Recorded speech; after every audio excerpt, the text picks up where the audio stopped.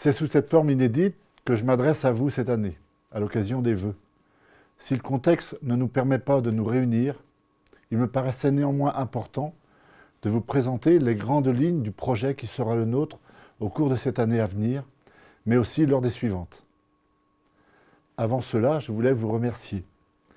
Vous remercier de nous avoir renouvelé votre confiance en mars dernier, en vous mobilisant fortement malgré le contexte. Vous, les Localtais et Localtaises, étiez plus de 63% à vous rendre aux urnes. Non seulement vous vous êtes déplacés, mais en plus, vous nous avez largement manifesté votre confiance en nous attribuant 16 sièges sur les 19 que compte notre conseil municipal. Un grand merci donc. J'en profite d'ailleurs pour vous présenter rapidement l'équipe qui m'accompagne quotidiennement et qui a su se mobiliser dans un contexte sanitaire complexe pour maintenir les services rendus à la population. Car un maire ne peut porter les projets seul, et c'est bien la force d'une équipe qui permet de tous les mener à bien. Je mesure la chance qui est la mienne d'être ainsi entouré. Michel Leroc, premier adjoint, assure le suivi des finances, du personnel, de l'état civil et de la communication. Pour la partie communication, il est accompagné par Angélique Yannick, conseillère déléguée. Valérie Arnois, deuxième adjointe, est en charge des affaires scolaires, de la cantine et de la LSH. Patrick Sanchez, troisième adjoint, gère les dossiers urbanisme et travaux. Hélène Baron, quatrième adjointe, est en charge des affaires sociales et de la jeunesse. Hervé Jean, cinquième adjoint, gère la culture de la médiathèque, les associations et de l'environnement. Pour l'accompagner, Claude Jacob le soutient en tant que conseiller délégué. Merci à eux ainsi qu'à toute l'équipe municipale. Avec cette équipe, et fort de votre confiance, nous allons conduire les projets sur lesquels nous nous sommes engagés. Mais avant cela, revenons rapidement sur cette année qui s'achève et que l'on peut résumer avec ces trois mots: solidarité, adaptation et mobilisation. Solidarité, car l'année que nous venons de vivre a démontré combien il était nécessaire de soutenir les personnes fragiles. C'est pour cela que nous avons mis en place, dès la première vague, un système de commande et de portage des courses et des médicaments aux personnes âgées de plus de 75 ans. Nécessaire de soutenir aussi celles et ceux que la crise a fortement impactés. Je pense tout particulièrement à nos commerçants. Pour cela, nous avons décidé d'annuler ou de reporter, selon les contraintes de fermeture qu'ils ont eu à subir, les loyers des locaux commerciaux appartenant à la commune. Je ne saurais que trop vous encourager, comme vous l'avez d'ailleurs déjà fait, à consommer localement auprès de nos commerçants, dont la présence favorise la dynamique et l'attractivité de notre commune et qui en ont grandement besoin. Je pense également aux associations qui ont vu leurs activités suspendues. Nous avons décidé de maintenir les critères d'attribution des subventions de 2019 pour que la suppression des événements qui n'ont pas eu lieu et qui leur permettent de bénéficier des aides supplémentaires n'ait pas d'impact. Adaptation, car nous n'avons eu de cesse de réorganiser les services au gré des protocoles. Cette réorganisation a touché tous nos services sans exception. Ils ont su faire preuve d'un dévouement, d'un professionnalisme et d'un sens du service public remarquable. Grâce à vous tous, chers agents, pendant toute la période du confinement, les enfants, notamment ceux des soignants, ont pu être accueillis dans les meilleures conditions sanitaires possibles, tout en bénéficiant d'un réel service. Je salue l'engagement des agents intervenant auprès des enfants, ceux des services techniques, de la médiathèque et tout le personnel administratif qui ont su se mobiliser sans compter. Je remercie également les directeurs des 2 écoles de la commune, avec lesquels nous avons travaillé en concertation pour garantir l'accueil des enfants lors des 2 périodes de confinement.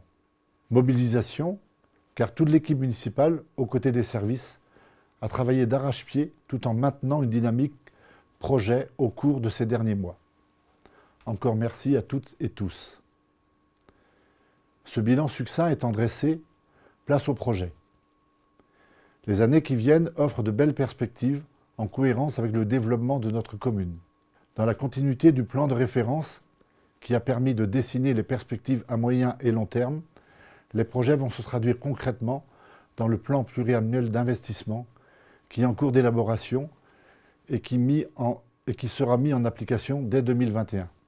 Parmi les dossiers engagés et qui vont se poursuivre, Citons la mise en sécurité des axes principaux de la commune et tout particulièrement celui du village de Morboulot. La seconde tranche des travaux va débuter avant le printemps, dans la continuité de ceux opérés au cours de la première tranche. Dans le bourg, dans l'objectif d'en maîtriser le foncier tout en installant des commerces et des logements, 2 projets importants vont voir le jour. Tout d'abord, l'ouverture de la maison Place de la Mairie, qui accueillera la fleuriste en rez-de-chaussée et un logement T4 à l'étage. Ce projet est similaire à ceux qui ont permis l'installation d'une auto-école et d'une pizzeria en cœur de bourg tout en maintenant la supérette, commerce essentiel à la vie de la commune. En parallèle, des négociations sont en cours pour transformer l'ancien couvent, dont l'emplacement est stratégique, et en un espace accueillant des bureaux et des logements. Ce projet s'inscrit à plus long terme. Autre projet engagé qui se poursuit, la coulée verte. Cet espace, qui permet de relier la salle polyvalente à la fontaine Saint-Gildas, bénéficiera d'un aménagement respectueux de l'environnement et concerté. Les localités, les adultes comme les enfants, participent à sa définition. C'est ainsi que nous concevons notre mandat, en associant autant que possible les citoyens à la définition de nos projets. Il en est un, le plus important du mandat, qui sera défini lui aussi en concertation, la cantine. Un groupe de travail de préfiguration du projet va se réunir dans un premier temps en 2021. Composé d'élus, dont plusieurs sont parents d'élèves, sera accompagné du CAUE. Nous l'élargirons dans un second temps à des représentants des associations des parents d'élèves. D'ici là, nous allons réorganiser la cantine actuelle en installant un self. Notre population ne cesse en effet d'augmenter avec l'installation de jeunes parents. C'est une très belle nouvelle pour notre commune, mais cela impose d'adapter nos équipements. Nous servons actuellement 220 repas par jour contre 120 en 2015. Ces chiffres démontrent à eux seuls la nécessité de construire une nouvelle cantine plus adaptée avec des matériaux de construction plus vertueux. Toujours dans cet objectif d'accompagner le développement de la commune, en maintenant un rythme régulier et maîtrisé de 25 constructions par an. Nous allons débuter la commercialisation du lotissement communal de Quai Romain en 2021. Ce projet, outre la réponse à une demande forte, a été défini pour permettre de financer les projets à venir.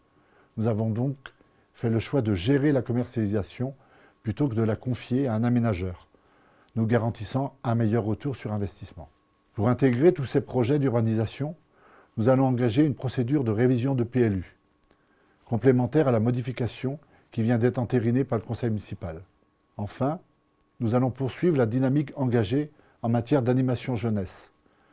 Le conseil municipal des enfants que nous avons créé et la maison des jeunes sont des réussites sur lesquelles nous allons nous appuyer pour poursuivre notre action en faveur des enfants et des jeunes, sans jamais oublier nos aînés. Mon intervention ne serait pas complète sans évoquer l'agglomération que nous avons rejoint en 2017 et qui m'a permis de m'adresser à vous sous cette forme. Nous ne pouvons que nous féliciter du transfert réussi du CIEP au sein des services de l'agglomération ou de la création des médiathèques du Golfe dont fait désormais partie celle de Localtas. Cependant, certains dossiers m'interrogent quant à la capacité qu'a l'agglomération de les prendre en compte. Je l'ai déjà dit à plusieurs reprises, les restrictions du nombre de constructions autorisées par le SCOT et le PLH sont discriminatoires et en contradiction avec notre objectif et la réalité de notre développement actuel. Autre dossier, celui des transports. Il n'y a aucune avancée pour assurer la desserte de notre bourg et la ligne régionale actuelle propose des arrêts trop éloignés de notre centre-bourg. Malgré ces dossiers difficiles, je reste confiant et optimiste sur la capacité et la volonté de notre agglomération de nous accompagner. C'est sur ces quelques mots que je vous présente à toutes et tous mes vœux pour cette nouvelle année. Prenez soin de vous et de vos proches.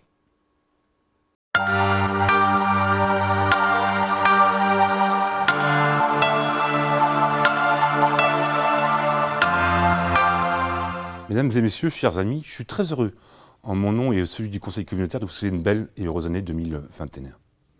2020 aura été une année marquante, à de nombreux points de vue. Nous avons été et sommes toujours confrontés à une crise sanitaire, sociale et économique sans précédent. Dans ce contexte, l'agglomération reste plus que jamais mobilisée aux côtés de ses habitants et de ses entreprises. Soutenir l'activité économique du territoire a été et continuera d'être l'une de nos priorités. L'année 2020 a aussi été marquée par des élections locales. Un nouveau conseil communautaire a pris ses fonctions depuis l'été dernier. Depuis, les élus sont à pied d'œuvre pour construire un projet partagé pour notre territoire. Un projet où l'agglomération vient en complémentarité des communes pour répondre au mieux à vos attentes. C'est cette force collective de nos 34 communes qui va nous permettre d'aborder l'avenir avec confiance et sérénité. Aussi, entrons-nous avec optimisme dans cette année 2021. De nombreux défis nous attendent. En premier lieu, la question des mobilités. Notre territoire est aujourd'hui sclérosé. À terme, cette problématique deviendra un handicap. Vous êtes d'ailleurs de plus en plus nombreux à choisir des modes de transport alternatifs. Le Golfe du Morbihan, van agglomération, doit accélérer sa transition pour des mobilités plus durables. C'est ainsi que les premiers bus 100% électriques arriveront prochainement dans la flotte du réseau Kiseo. En parallèle, le premier trimestre 2021 devra nous permettre d'amorcer une réflexion sur une éventuelle gratuité des bus à partir de cet été, un samedi par mois par exemple. Nous continuerons également à soutenir une politique cyclable ambitieuse, notamment au travers d'aménagements adaptés et des services vélos à destination des usagers. Au-delà de la problématique des déplacements, nous devons poursuivre notre engagement en faveur d'une transition écologique. Notre territoire est remarquable, mais aussi fragile. Il faut le préserver. C'est pourquoi les enjeux environnementaux s'inscrivent au cœur de nos politiques publiques. Notre objectif est d'anticiper la fracture, ou plutôt la facture énergétique. Tous les domaines de la vie quotidienne sont concernés. La mobilité, l'habitat, les déchets, l'urbanisme, les activités agricoles, conchylicoles et industrielles. Autre enjeu important, la proximité avec vous, nos habitants. L'intercommunalité s'est vue déléguer au fil des années de nombreuses compétences. La dernière en date étant l'eau et l'assainissement. L'agglomération fait désormais partie du quotidien, de votre quotidien. Certaines compétences sont clairement identifiées, comme la collecte des déchets. D'autres restent plus méconnues, à l'instar de nos dispositifs à destination des scolaires. Pourtant, chaque année, nous proposons aux écoles de l'agglomération, à nos enfants, à vos enfants, des actions et animations auprès des élèves de maternelle et de primaire. Dans le domaine du sport, de la culture, de l'environnement, notre objectif, accompagner l'éducation de nos enfants. Être proche de vous, c'est aussi proposer un maillage équitable de notre territoire avec des services et équipements adaptés. Le réseau de médiathèques du Golfe, les ouvertures à venir à L20 du centre aquatique Aquagolf et de la maison France Service, mais aussi les nouvelles bases nautiques à Baden sont les parfaites illustrations de cette ambition. D'autres projets structurants pour notre territoire sont également en cours d'élaboration ou de réflexion.